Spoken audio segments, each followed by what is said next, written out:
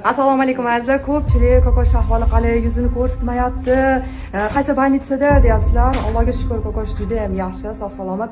Kokosh davlat klinikasiga ko'chirilganidan so'ng ilk bor ko'rinish berdi.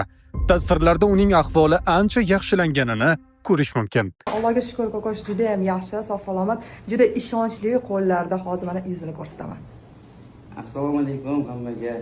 Xudoga shukr, ancha yaxshiman. Yaxshi joydaman, aurasi toza joydaman.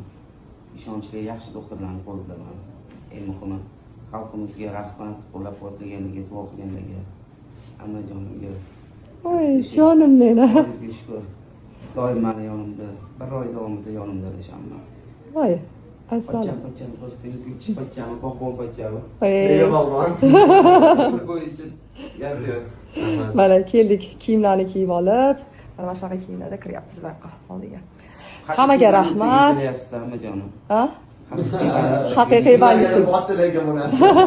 Hammaga xayrli kech, avvalambor mendan xavotir olganlar. Allohga shukr yaxshiman. После operatsiya hozirgi holimda men yanada tezroq o'sishim kerak ekan. Shuning uchun immunitetim baquvvat, energiya baquvvat bo'lishi kerak ekan. O'shanga buni NLdan shunaqa immunitet ko'taradigan, energiya beradigan narsalarni zakaz qildim. Shularni ishni boshladim. Tezroq ozish uchun shuni ichaman. Men tanlovim NL. Tavsiyam eng zo'ri tabiiy dieta qilib, mana shunaqa yordamlashishga, mana shunaqa toza mahsulotlarni, tekshirilgan mahsulotlarni ichib ozish.